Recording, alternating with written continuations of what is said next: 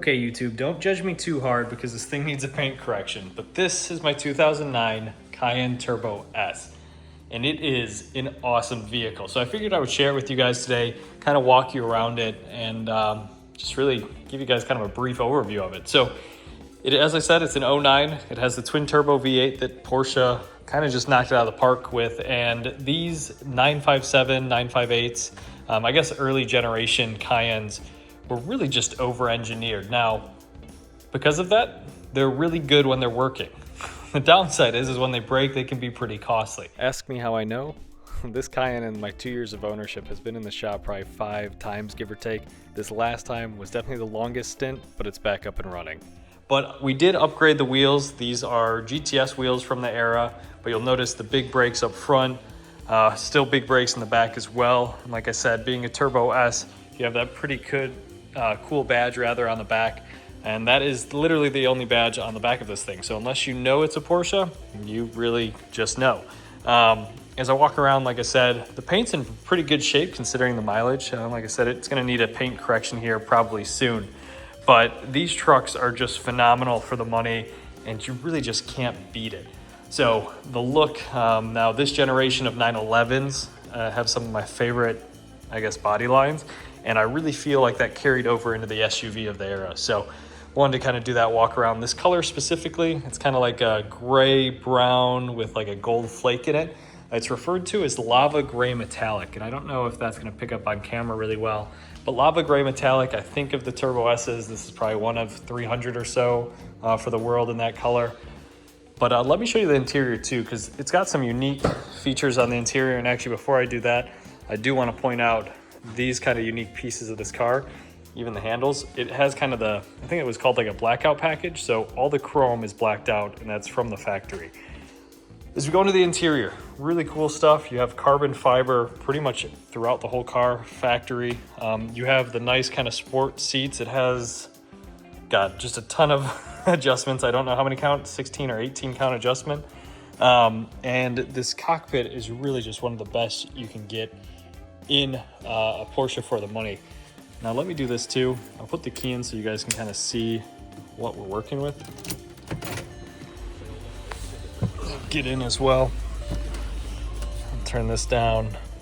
Like I said, we'll close the door so we don't got the annoying beep. But this gauge cluster and kind of everything is just really, really nice. And as I mentioned, carbon just kind of everywhere. This does have the roof, and it also has something that you don't see on many, the Porsche badge kind of ingrained into the leather there. As I said, for the mileage, it's pretty impressive. It does have the leather wrapped dash, and I don't know if that was standard or not on the Turbo S's, but let me kind of have you step into the rear as well so you can see what's going on back here. Now, Porsches of this era, or Cayennes of this era, had kind of this obnoxious DVD player setup. I'll try to put a picture up on the screen so you can see it. However, mine has these really nice kind of in headrest monitors. Now, I don't know if that was aftermarket or not, but it looks way better than the factory kind of option that came on these. And also these kind of sunscreens that come in and out of the door are really, really nice as well. So I want to make sure I kind of showed you guys around that. I'm trying to think of other things that might be useful for you. This is going to be a relatively quick video. I'll kind of show you back here. It does have the power lift gate. I don't know what's back here. I guess a little glass cleaner. Probably should take that out. But I mean, again, for the money, you can't beat these things. They look great, have a ton of cargo room. Those seats do fold flat. This does, and I don't know if this was an option to have the ski pass through, but you really, really can't beat it. Now, this does have the notorious headliner sag, as you can see there along the top. I do need to get that fixed at some point. Let's just hit this button here.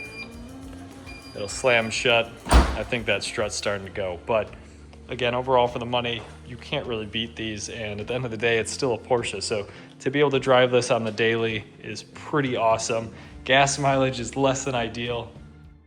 Okay, speaking of gas mileage, you'll see there 12 miles per gallon in the city, 19 on the highway, which is just ridiculously bad. But It's about the smiles per gallon, not the miles per gallon. And as you'll notice here on the window sticker, this thing has a ton of options, from the illuminated door guards, armrest with the Porsche crest, the rocker panel extensions, the list goes on, but you'll notice like the exterior package black, that's what it was referred to as, the 4-zone air conditioning, roll-up sunscreen windows, the moonroof, the ski bag pass-through, and you'll see here a window sticker of $134,000 back in 2009.